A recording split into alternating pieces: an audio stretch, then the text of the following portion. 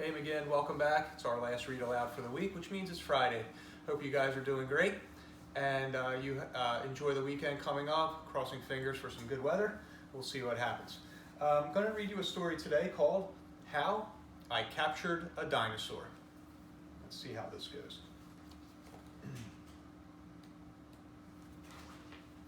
I first heard about dinosaurs in school.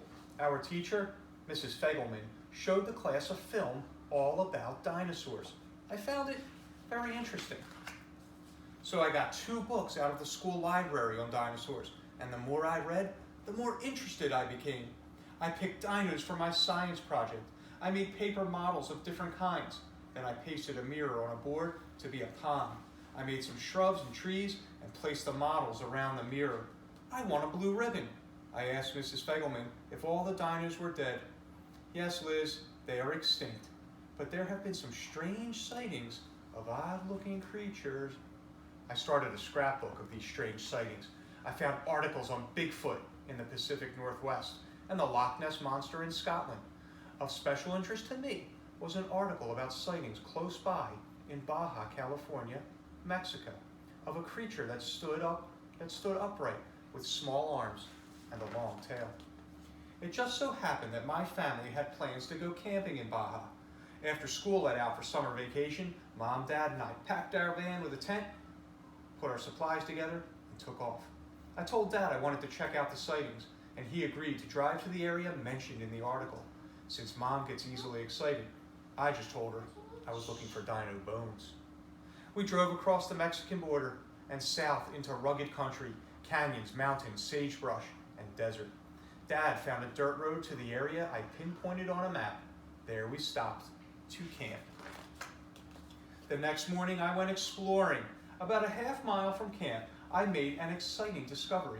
I found big footprints. They had 3 toes. I followed the footprints to a small pond surrounded by shrubs.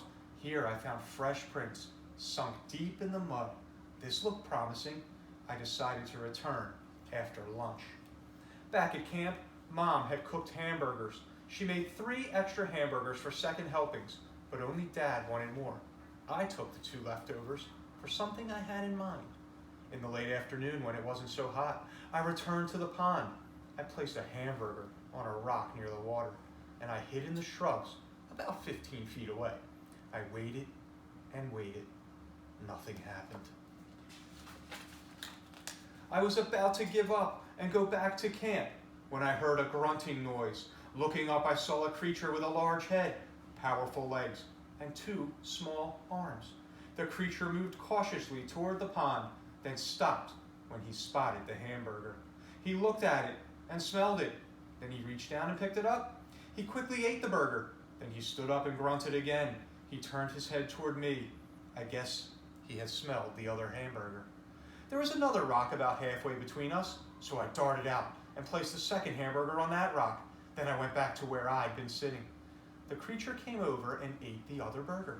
From this close position, I got a good look. I decided he must be an Albertosaurus. From my research, I knew that bones of this dinosaur had been found in this area. The Albertosaurus sat down on his haunches and watched me. He seemed to be wondering, what would I do? I wondered what would he do if I took a step. So I got up and took 2 steps. He got up and took a step toward me. I started to walk slowly back to camp, and he followed. When I got to camp, Mom was barbecuing hot dogs over the charcoal stove. "Mother," I said. Mother didn't take it too well. After I'd helped Mom down from the roof of the van, she said, "Liz, who is your, friend?" "Mom, this is an Albertosaurus, a dinosaur. Let's call him Albert for short." "Albert? Mom, he seems to like you." Does Albert like hot dogs?" "I bet he does." "Mustard?" "Yeah, that works." So I fed Albert 2 hot dogs. He grunted happily. When Dad returned, he didn't seem as surprised as Mom, although he couldn't get his voice back down to normal. Albert seems content to stay with us, so we shared more hot dogs with him for dinner. After dinner, we had a party, since today was my 8th birthday. Mom had a cake with candles, and Dad had brought funny paper hats and party favors. Albert seemed pleased with the party. I put a paper hat on him. This seemed like a good time to remind my parents that they had promised me any pet I wanted on my birthday. Albert can sleep in the backyard, I said, and we can take him on tour of the schools and make enough money to feed him. My parents looked at Albert and then at each other. Dad said, "We'll see you in the morning." Next morning, Albert was still there, so my parents agreed. They drove to the nearest town and they rented a long bed truck. I led Albert onto the truck without any problem. We packed the tent and our supplies into the van and we drove back home. Albert didn't seem to mind Los Angeles. He seemed curious about all the cars, but he was sort of frightened by all the people staring at him. Actually, Albert is kind of shy, so I made him his own private place in the backyard. Once Albert was used to his new home, I introduced him to my pals, but only one at a time, so he could get used to meeting people. People ask me what Albert likes to do. I tell them what he likes best is running through the sprinkler. Second best, he likes to sit on the front lawn and watch the cars go by. I've tried to interest Albert in TV, but the only programs he'll pay attention to are mud wrestling. Mr. Fegelman came over to measure Albert. She loved my idea of taking him around to the schools, and the PTA even agreed to pay Albert's food bill since Mom is always running to the market to feed him. The kids love Albert.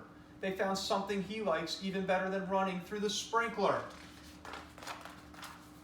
to be scratched on the top of the head. And so that is how I captured a dinosaur.